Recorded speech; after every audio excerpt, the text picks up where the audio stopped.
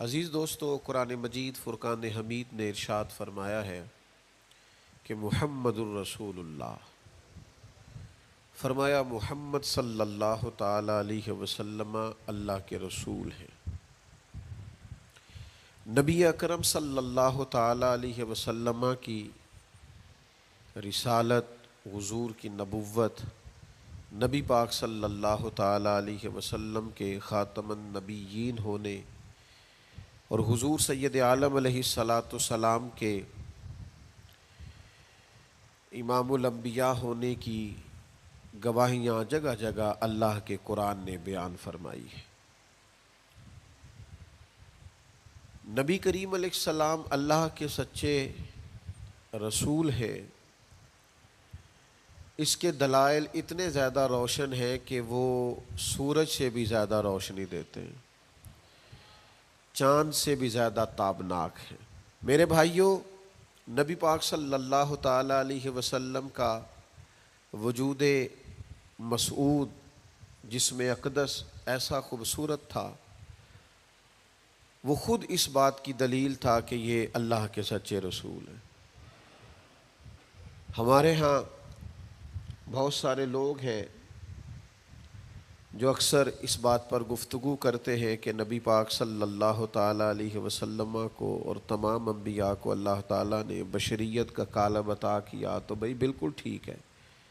اعلیٰ حضرت رحمۃ اللہ علیہ نے لکھا ہے، حضور کی بشریت کا انکار کرنا تو کفر ہے۔ نبی پاک علیہ الصلاۃ والسلام بشر ہے، لیکن جب سے دیکھا ہے لباس بشری میں تمہیں، ہر فرشتے کی یہ خواہش ہے کہ وہ انسان ہو جائے۔ یعنی آپ اس بات پر ذرا غور فرمائیں، اندازہ کریں کہ حضرت انس بن مالک رضی اللہ تعالیٰ عنہ فرماتے، حضور کسی رستے سے گزر جاتے تھے نا، تو جو بعد میں آتا تھا اسے خوشبو اتنی آتی تھی کہ پتہ چل جاتا تھا یہاں سے اللہ کے رسول گزر کے گئے۔ حضور علیہ الصلاۃ والسلام کو جو اللہ تبارک و تعالیٰ نے حسن عطا فرمایا اور جو کمالات عطا کیے، آپ غور فرمائیں گے کہ حضور کے پسینہ مبارک سے خوشبو آیا کرتی۔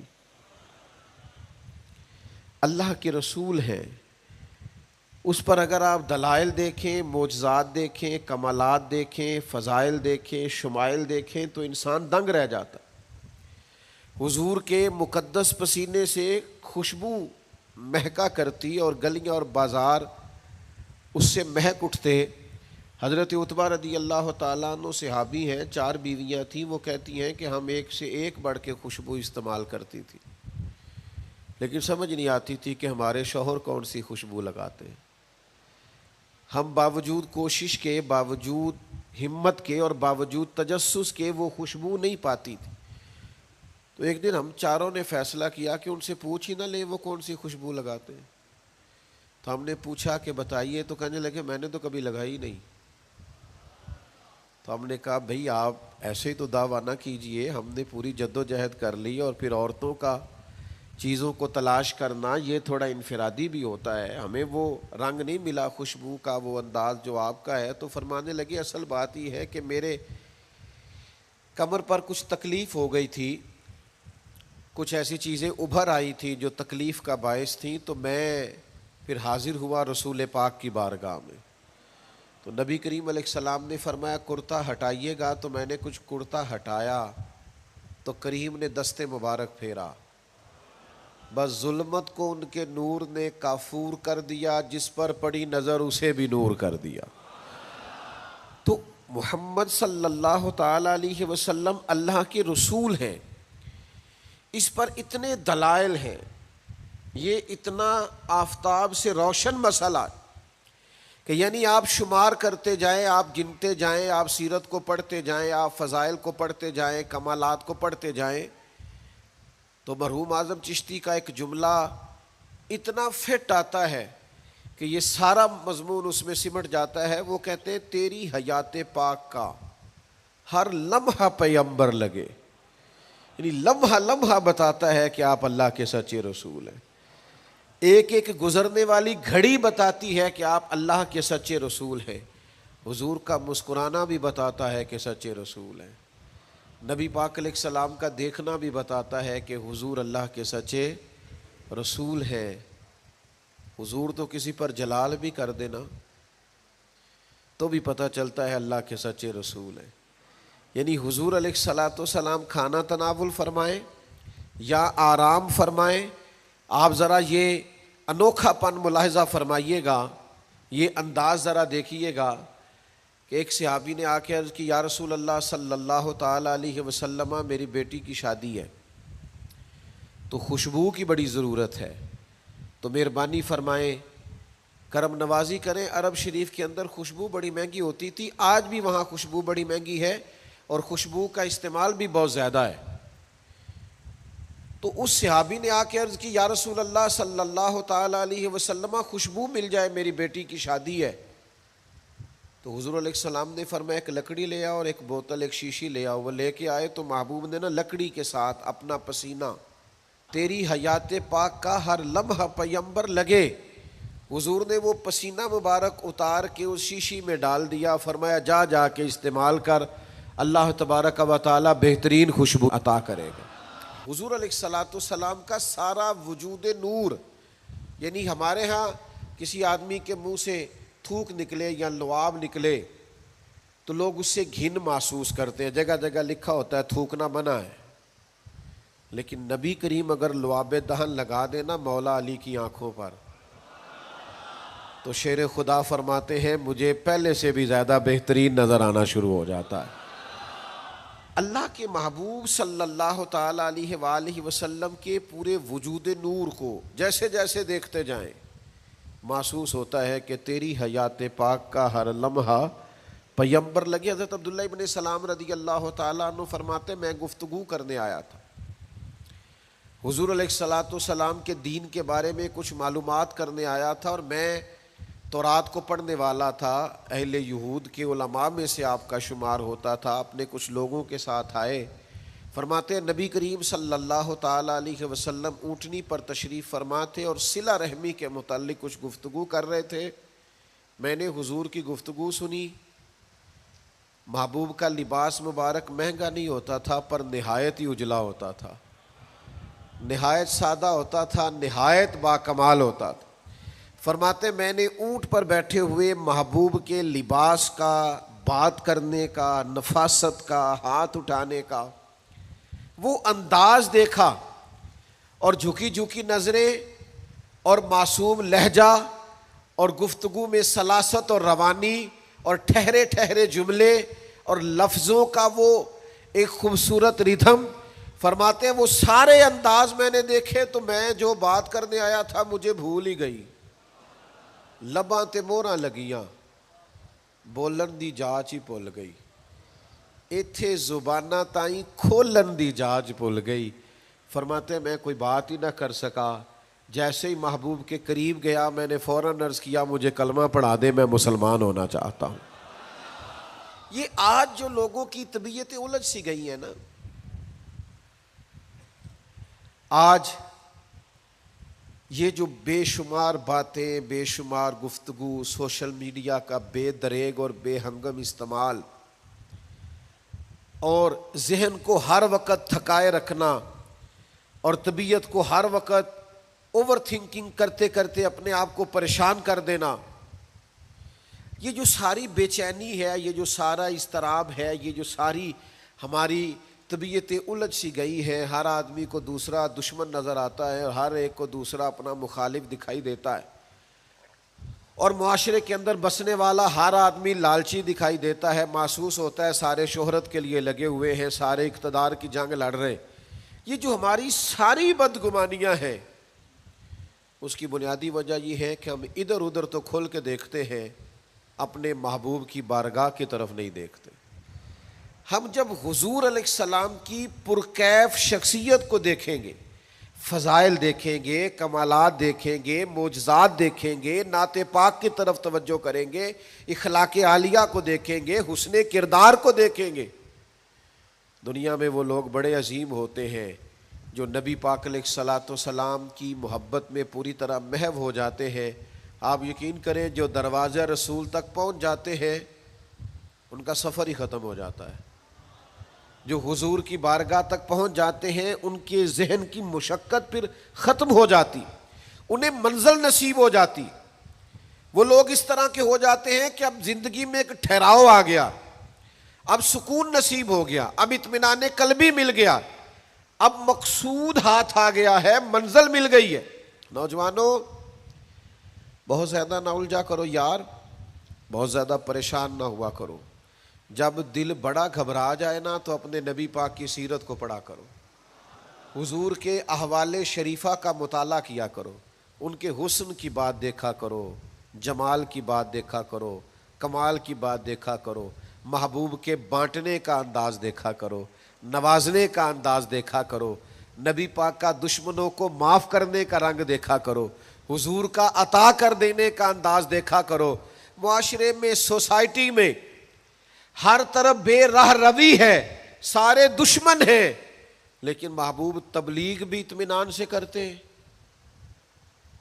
ان کو دعوت توحید بھی مطمئن ہو کے دیتے ہیں، اور جب ان کے لیے دعا کرتے ہیں تو پھر بھی پوری دل جمی کے ساتھ دعا کرتے ہیں. یہ خاص ٹھہراؤ آپ کو حضور کی بارگاہ تک جانے میں ملے گا. ہم نا رسمی سی محفل کرتے ہیں، رسمی سا میلاد، رسمی سا معراج، رسمی سی سیرت، رسمی سی باتیں. وہ جو خاص ایک کیفیت ہوتی ہے نا امتی کی پوری طرح محبوب کے قدموں سے جڑ جانا، یہ والہانہ پن کبھی ملے نا، والہانہ پن. یعنی حضرت طلحہ بن برا رضی اللہ تعالیٰ عنہ کی نبی کریم سے ملاقات ہوئی، حضور سے ملے اچانک، اور دوڑ کے جا کے نا تو نبی پاک کے قدموں سے لپٹ گئے، اور پھر لپٹے ہیں اور والہانہ انداز ہے اور وارفتگی دکھا رہے ہیں اور عشق کا مظاہرہ کر رہے ہیں، اور پھر اسی درد اور تڑپ میں عرض کرنے لگے حضور مجھے کوئی حکم کرے، میں فوراً تعمیل ارشاد کروں گا، کچھ فرما دیں.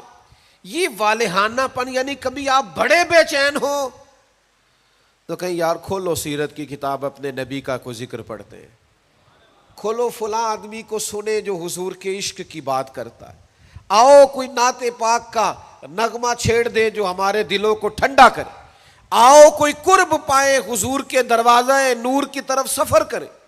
ہم کہاں الجھے ہوئے ہیں، کہاں سکون تلاش کر رہے ہیں، کہاں ہم نے اپنے آپ کو الجھا دیا ہے، کن بے معنی اور بے مقصد باتوں میں ابحاث اور بحثیں کر کر کے اپنے آپ کو پریشان کیے ہوئے ہیں. آئیے دیکھیے رسول اللہ صلی اللہ تعالی علیہ وسلم کی زندگی کا لمحہ لمحہ آپ کے کلیجے کو ٹھنڈا کرے گا، آنکھوں کو سکون دے گا، باطن کو پاکیزہ کرے گا، سوچوں کو نکھار دے گا. کہہ لینے دو مجھے یہ جملہ، حضور سے پیار کرو، جینے کا بھی مزہ آئے گا، مرنے کا بھی مزہ آئے گا، لطف نصیب ہو جائے گا، سرور نصیب ہو جائے گا، ایک کیف سا میسر آ جائے گا. حضور کی بارگاہ عالی مرتبت تک جڑو، نبی پاک علیہ الصلوۃ والسلام کے اخلاق عالیہ کو اپناؤ، کردار کو سمجھو، حسن تکلم کو سمجھو، نبی پاک علیہ السلام کی باتوں پر غور کرو. یقین کرو کبھی کبھی پڑھتے پڑھتے وجد ہو جاتا ہے، کبھی کبھی ان باتوں کو صرف مطالعہ کی نظر سے دیکھیں، سیکھنے کی نظر سے دیکھیں تو ایسے لگتا ہے کہ جیسے روح پرواز کرنے لگی. یہ اس طرح کے بھی کمالات ہوتے ہیں، یہ بھی رنگ ہوتا ہے، یہ بھی انداز ہوتا ہے، یہ بھی طور طریقے ہوتے ہیں. اور پھر حضور امی ہے،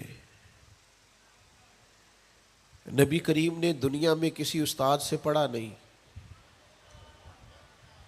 حضور سید عالم صلی اللہ تعالی علیہ وآلہ وسلم کسی مکتب میں نہیں گئے، حضور نے کسی مدرسے سے تعلیم نہیں پائی. لیکن جب حضور بات کرتے نا،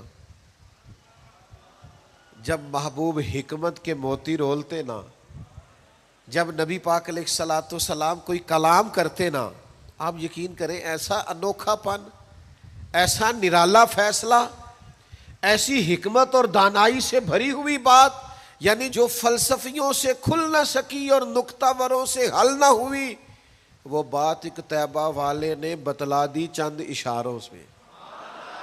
حضور دو چار اشارے کرتے اور عقدے کھل جاتے. ایسی دانائی والی بات، ایسی قیمتی بات، ایسی انوکھی بات محبوب بیان کرتے. حضرت سعد بن عبادہ رضی اللہ تعالیٰ عنہ کے پاس نا فتح مکہ کے موقع پر جھنڈا تھا.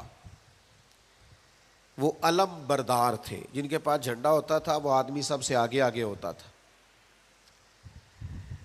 اب ایک وقت ایسا آیا کہ صورتحال اس طرح کی بن گئی کہ حضرت سعد بن عبادہ کو اس منصب سے ہٹایا جائے گا. بڑا مشکل فیصلہ ہے. انہوں نے کوئی ایسی معاذ اللہ غلطی بھی نہیں کی، لیکن حالات ایسے آ گئے ہیں کہ جناب سعد ابن عبادہ کو ہٹانا پڑے گا، ان سے جھنڈا لیا جائے گا. صحابہ بڑے پریشان ہیں کہ حساس آدمی ہے، ان کی خدمات بہت زیادہ ہیں، کس طرح ان کو ہٹائیں گے، کیا کریں گے. نبی کریم کی بارگاہ میں عرض گزار ہے، یا رسول اللہ کیسے ہٹائیں حضرت سعد ابن عبادہ کو، اور کیفیات اور حالات بھی ایسے ہیں کہ ہٹانا بھی پڑے گا. آج کل نا بہت سارے لوگ کام تو کرتے ہیں پر دانا نہیں ہوتے. جذباتی فیصلے، جذباتی باتیں، ایموشنل گفتگو، وقتی طور پر چیزوں کو بہتر کرنا، اور بس وقتی طور پر آج گزارا ہو کل دیکھی جائے گی، لیکن چیز کی گہرائی تک، اس کی اصل تک نہیں اترتے، اس کے سارے لوازمات کو نہیں دیکھتے، قبل از وقت منصوبہ بندی نہیں کرتے. ہمارا مزاج نہیں ہوتا، ہم ٹھہراؤ اپنی زندگی میں نہیں لاتے. نبی پاک چونکہ اللہ کے رسول ہیں، ہر لمحہ حضور کا پیغمبر لگتا ہے. اب حضرت سعد ابن عبادہ کو ہٹانا ہے اور ان کی جگہ کسی اور کو مقرر کرنا ہے، اور بندہ بھی بڑا حساس ہے اور بات بھی کوئی ایسی نہیں، تو کیا کریں. پتہ ہے نبی کریم علیہ السلام نے کیا کیا؟ حضور فرمانے لگے کوئی پریشانی نہیں، ہٹا دیتے سعد ابن عبادہ کو. حضور نے بلایا، فرمایا سعد میرا ارادہ بنا ہے کہ جھنڈا آپ سے لے لیا جائے. حضرت سعد ابن عبادہ نے ابھی گردن جھکائی تھی تو حضور فرمانے لگے میرا ارادہ ہے آپ سے لے کے آپ کے بیٹے کو دے دیا جائے. جو فلسفیوں سے کھل نہ سکا، جو نکتہ وروں سے حل نہ ہوا، وہ راز ایک طیبہ والوں نے بتلا دیا چند اشاروں میں. اور تیرے آگے ہے یوں دبے لچے فصحا عرب کے بڑے بڑے، کوئی جانے منہ میں زبان نہیں بلکہ جسم میں جان نہیں. ایسا کمال فیصلہ، ایسا انوکھا فیصلہ. اچھا جس فیصلے سے وہ پریشان ہو سکتے تھے نا کہ مجھے ہٹایا جا رہا ہے، جب انہیں پتہ چلا نا کہ میری جگہ پہ میرا بیٹا آ رہا ہے، وہ اتنا خوش اپنے جھنڈا اٹھانے پہ نہیں تھے جتنا اپنے بیٹے کے جھنڈا اٹھانے پہ راضی ہو گئے. ان کی طبیعت مچل گئی. نبی پاک صلی اللہ تعالی علیہ وسلم کے پیغمبر ہونے پر، نبی ہونے، ایسے دلائل، ایسے کم، آپ جس زاویے سے دیکھیں ششدر رہ جائے گی، حیران رہ جائیں گے، پیار ہو جائے گا. کچھ ایسے مصنفین بھی گزرے ہیں معاذ اللہ ثم معاذ اللہ، جو مسلمان نہیں تھے، غیر تھے، کلمہ نہیں پڑھتے تھے، معاذ اللہ استغفر اللہ، نقل کفر نہ باشد، تنقید کی اینک لگا کے انہوں نے حضور کی سیرت کو پڑھا، لیکن اس نظر سے پڑھا پھر بھی مدینے والے کے غلام ہو گئے. یہ کہنے پر مجبور ہو گئے کہ نہ بھائی ایسا کوئی محبوب کہیں ہوگا نہ کہیں ہے، بیٹھا ہے چٹائی پہ مگر عرش نشیں ہے. نبی پاک علیہ السلام. پھر ایک اور بات، حضور امی ہے لیکن ایسی کمال بات کرتے، ایسا انفرادی فیصلہ کرتے کہ دنیا حیران رہ جاتی. پھر جو عظمت کردار ہے نا، بلندی یہ کردار، مجھ سے ناراض نہ ہوئیے گا، بہت سارے لوگ ہیں جو باتیں بڑی زبردست کرتے ہیں، گفتگو میں کوئی ان سے جیت نہیں سکتا. ان کا لب و لہجہ ایسا ہوتا ہے کہ شاید کسی بڑے سے بڑے عالم فاضل کو بھی بولنے نہ دے، لیکن عمل کی باری آتی ہے تو کمزور ہوتے ہیں. باتیں بیسیوں آتی ہیں، درجنوں آتی ہیں، نماز کا ٹائم ہوتا ہے تو بہانے بازی کرتے ہیں، وہ میرے کپڑے نہیں ٹھیک، بس دعا کریں انشاءاللہ شروع کر دوں گا، کہانیاں سناتے ہیں. کیوں اتنے بھولے بنتے ہیں؟ ہمیں سمجھ آتی ہے کہ آپ گفتار کے غازی ہیں، آپ باتوں میں صرف ساری چیزیں سیدھی رکھتے ہیں، آپ اس جگہ پہنچ ہی نہیں پا رہے. عمل، کردار، یہ بھی ایک مبلغ ہوتا ہے. آپ کا کردار بھی تبلیغ کرتا ہے، آپ کا لب و لہجہ بھی. حضرت امام جعفر صادق رضی اللہ تعالیٰ عنہ سے ایک شخص نے کہا تھا میں دین کی تبلیغ کرنا چاہتا ہوں، مجھے بتایا کیا کروں؟ تو امام جعفر صادق رضی اللہ تعالیٰ عنہ فرمانے لگے دین کی تبلیغ کرنی ہے تو بڑا آسان نسخہ ہے، دین پہ عمل کرنا شروع کر دے، تبلیغ ہونی شروع ہو جائے گی۔ لیکن ہم نا عمل کی دنیا میں بڑے کمزور ہوتے ہیں، قربان جائیں۔ حضور علیہ الصلوۃ والسلام نے جس معاشرے میں آنکھ کھولی تھی وہ جہلاء کا معاشرہ تھا، ظلم تھا، ستم تھا، بربریت تھی۔ ان لوگوں کی سوچیں، ان کی باتیں، ان کا ظالمانہ مزاج بڑا انوکھا تھا۔ لیکن کمال کی بات ہے نا، چاروں جانب لوگوں کا مزاج ظالمانہ تھا، لیکن محبوب کو اللہ نے رحمت بنا کے بھیجا۔ ہر طرف لوگ ناانصافی کی بات کرتے تھے، لیکن محبوب نے انصاف کے بول کو ہمیشہ بالا رکھا، اس ترازو کو ہمیشہ بلند رکھا۔ ہر طرف لوگ حق کھا جاتے تھے، لیکن محبوب نے فرمایا حق کھایا نہیں جائے گا، حق دلایا جائے گا۔ کردار دکھایا، کردار۔ وہ جو تیری جان کے دشمن ہیں وہ بھی کہتے ہیں، وہ جو تیری جان کے دشمن ہیں وہ بھی کہتے ہیں امین تو ہے، صداقت کی آبرو تو ہے۔ دشمن بھی کہتے ہیں سچے تو بہرحال ہیں، امانت دار تو بہرحال ہیں، غلط بات تو بہرحال نہیں کرتے۔ یعنی دشمن بھی اگر اٹھ کے گواہی دے کہ اگر کسی نے کمال دیکھنا ہے تو آمنہ کے لال کو جا کے دیکھو، اگر کسی نے انصاف دیکھنا ہے، اگر کسی نے دھرتی پہ حسن دیکھنا ہے تو عبداللہ کے در یتیم کو دیکھو۔ وہ بھائی آپ سمجھے نا عظمت کردار کے وہ موتی جو حضور نے عطا کی۔ دیکھیے باہر والوں نے جب دلیلیں مانگی تو حضور نے معجزات دکھائے، اور جب اپنوں نے دلیلیں مانگی، مکے والوں نے، قریش والوں نے، اپنے قبیلے والوں نے دلیل مانگی، آپ نبی ہیں تو دلیل کیا ہے؟ تو اللہ کا قرآن کہتا ہے کہ محبوب نے کہا فَقَدْ لَبِثْتُ فِيكُمْ عُمَرًا مِّن قَبْلِهِ أَفَلَا تَعْقِلُونَ، اور میں نے تمہارے بیچ عمر گزاری ہے ساری، تمہیں عقل نہیں؟ میں کوئی باہر سے نہیں آیا، میں نے 40 سال تمہارے اندر گزارے ہیں، میرے جیسا کوئی سچا ہے تو دکھاؤ، کوئی دیانتدار ہے تو دکھاؤ، کوئی پاکیزہ مزاج ہے تو دکھاؤ، کوئی اس طرح کا ستھرا ہے تو دکھاؤ، کوئی اس طرح کا مزکی ہے تو دکھاؤ۔ تمہارے بیچ میں نے وقت گزارا ہے۔ باقیوں کو نبی پاک نے معجزات بطور دلیل دیے، اور جب اپنوں نے دلیل مانگی تو حضور نے فرمایا میری سیرت دیکھ لو، میرا کردار دیکھ لو، میرے شب و روز دیکھو۔ فقط لبثت فیکم عمرا من قبل، میں نے اس سے پہلے عمر کا حصہ تمہارے بیچ گزارا ہے، افلا تعقلون، تمہیں عقل نہیں؟ دوستو تھوڑا سا نا کردار پر بھی توجہ کرنی پڑے گی، اپنے آپ کو تھوڑا سا تبدیل کرنا پڑے گا۔ میں آپ کی خدمت میں عرض کروں، دولت سے لوگوں کو جیتا نہیں جا سکتا، دولت تو لوگوں کو لالچی بنا دیتی۔ آپ کسی کو پیسے دیں، 10,000 دیں، اگلی دفعہ وہ 25 مانگے گا، تو آپ 50 دیں، اگلی دفعہ 1,00,000 مانگے گا، اس کی بھوک تو بڑھتی ہے۔ آپ عہدے کے زور پر بھی لوگوں کے محبوب نہیں بن سکتے، اس لیے کہ پھر وہ شخصیتوں سے پیار نہیں کرتے، کرسیوں سے پیار کرتے۔ آپ کرسی پہ ہیں تو آپ اچھے لگتے ہیں، جب دوسرا آئے گا تو اس کو سلوٹ کر لیں گے۔ نبی پاک علیہ الصلوۃ والسلام نے فرمایا اگر تم کسی شخص کو قائل کر سکتے ہو اور اس سے محبت بڑھا سکتے ہو تو ایک ہی صورت ہے، اور وہ تمہارا حسن اخلاق ہے۔ اللہ کے محبوب صلی اللہ تعالی علیہ وسلم نے خلق کے ساتھ، کردار کے ساتھ، نبی پاک علیہ السلام نے محبت کے ساتھ، زید بن دسنہ بہت بڑے یہودیوں کے عالم تھے۔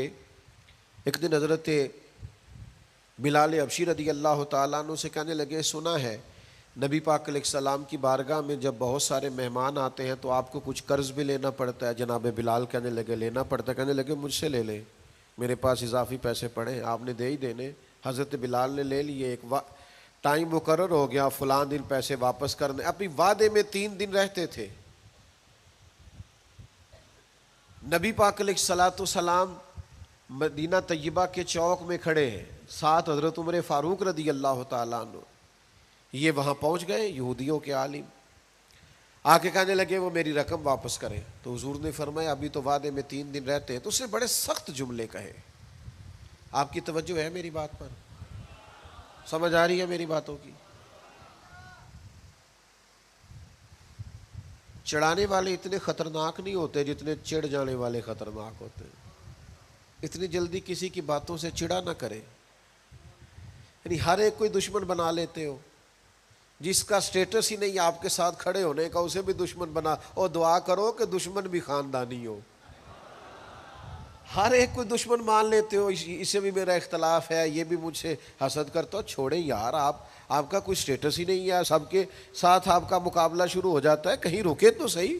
کہیں وہ جو 3 بندے وہاں کھڑے ہیں، وہ جو 4 وہاں کھڑے ہیں، وہ جو 5 وہاں کھڑے ہیں، وہ میرے خلاف باتیں کر رہے ہیں. اور یار آپ بلا وجہ پریشان ہیں، وہ کوئی اور گل پہ کر دینے تو ہڑی نہیں کر دے. وہ کوئی بلا وجہ دشمن بنا لینا، چڑ جانا، ذرا سی بات پہ ڈسٹرب ہو جانا، بہت زیادہ پریشر اپنے ذہن پہ ڈالنا، اس سے بندہ کمزور پڑ جاتا ہے. انہوں نے سخت جملے کہے، لیکن نبی کریم صلی اللہ تعالی علیہ وآلہ وسلم نے نا کسی بات کا کوئی جواب نہیں دیا. حضرت عمر نے تلوار نکال لی. تو حضور فرمانے لگے کہ عمر آپ نے تلوار نکال لی ہے، آپ کو چاہیے تھا انہیں کہتے مطالبہ نرمی سے کریں اور مجھے کہتے ان کی رقم واپس کریں. فرمایا چھوڑو. یہ جو وقار ہوتا ہے نا، یہ آدمی کے قد کاٹ کا پتہ دیتا ہے. یہ جو حوصلہ ہوتا ہے یہ اس کی تعلیم کا، اس کی تربیت کا، اس کے علم کا، اس کے بڑے ہونے کی خبر دیتا ہے. حضرت عمر سے حضور نے فرمایا چونکہ انہوں نے اب پہلے مطالبہ کر لیا ہے تو ہم ایسا کرتے ہیں پہلے ہی پیسے دے دیتے ہیں. فرمایا آپ ان کو ساتھ لے جائیں، فلاں جگہ کھجوریں پڑی ہیں، تول تول کے دے دیں، اور جب ان کا قرض پورا ہو جائے نا تو یہ جو آپ نے ان کو غصہ دلایا نا، تھوڑی کھجوریں زیادہ بھی دے دیجئے گا، تھوڑی مٹھائی بھی دے دینا، قربان جائیں. حضرت عمر رضی اللہ تعالیٰ عنہ فرماتے ہیں میں حضور کے حکم کا پابند تھا، میں ان کو ساتھ لے گیا اور لے جا کر کے کھجوریں تول تول کے دے رہا ہوا. مجھے ان پہ غصہ ہے، وہ مجھ سے ہلکی ہلکی باتیں کرنے لگ گئے حضور کے اخلاق کے بارے میں، نبی پاک کی بردباری کے بارے میں. تو مجھے جلال تھا، میں نے کہا تو کھجوریں لے، زیادہ باتیں نہ کر. میرا اپنا ایک خیال تھا کہ انہوں نے بڑے سخت جملے کہے ہیں. تو فرماتے انہوں نے میرا ہاتھ تھاما اور کہنے لگے عمر یار میرے اوپر جلدی نہ کر، میرے درد کو سمجھ، میں تورات کا عالم ہوں، میں نے اللہ کے آخری نبی کی جتنی نشانیاں تورات میں پڑھی ہیں ساری مدینے والے محبوب میں پائی جاتی ہیں.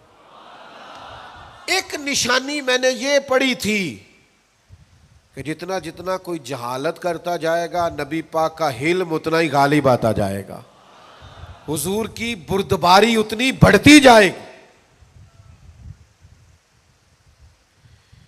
تو میں نے نا جان بوجھ کے حضرت بلال کو پیسے دیے تھے، اور 3 دن پہلے میں نے واپسی کا مطالبہ بھی جان بوجھ کے کیا تھا. میں نبی کریم کا علم دیکھنا چاہ رہا تھا، میں وہ تورات کی نشانی دیکھنا چاہ رہا تھا، اور پھر میں نے سخت جملے بھی جان بوجھ کر کیے. پر قربان جاؤ مدینے والے کو جس اینگل سے بھی دیکھا ہے اللہ کا سچا رسول ہی پایا ہے. محمد الرسول اللہ، محمد اللہ کے رسول ہے صلی اللہ علیہ وسلم. اب وہ کہنے لگے جناب عمر سے مجھے لے جائے نا، میں نے حضور کا کلمہ پڑھنا ہے، مجھے لے جائے بارگاہ تک، میں نے نبی پاک علیہ السلام کی غلامی کا پٹا گلے میں ڈالنا ہے. تو میرے بھائیوں نبی پاک علیہ السلام کی بارگاہ تک رسائی پائیے، حضور کی عالی مرتبت بارگاہ کی طرف اپنے آپ کو لے کر کے جائیے.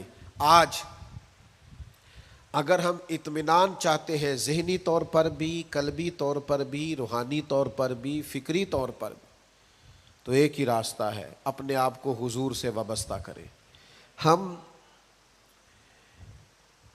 جس طرح کی آزمائشوں کا دن رات شکار ہے، اور جس طرح سے ہمیں نئی نسل الجھی ہوئی، بے چین، بے قرار اور مضطرب نظر آتی، اس کا کوئی اور حل نہیں ہے.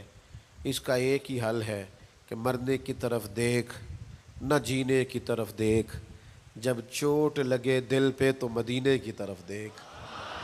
اپنا تعلق حضور سے جوڑیے، اپنا رشتہ نبی کریم سے جوڑیے۔ میں آپ کی خدمت میں عرض کروں گا، وقت نکال کے درود پاک پڑھا کریں، وقت نکال کے حضور کی سیرت کا مطالعہ کیا کریں، ٹائم نکال کر کے نبی پاک صلی اللہ علیہ وسلم کی نعت شریف کو پڑھا کریں، وقت نکال کر کے حضور کی بارگاہ کی طرف بڑھا کریں۔ جب تک ہم یہ سارے کام نہیں کریں گے اطمینان نہیں پائیں گے، اور پھر جیسے جیسے حضور کو پڑھو گے، نبی پاک کو سنو گے، دین کی صداقت سمجھ میں آئے گی، آپ کو سمجھ لگے گی کہ آپ اس دین کے ماننے والے ہیں جو سب دینوں پر غالب بھی ہے، سب سے سچا بھی ہے، سب سے کھرا بھی ہے، اور سب سے زیادہ نکھرا ہوا بھی ہے۔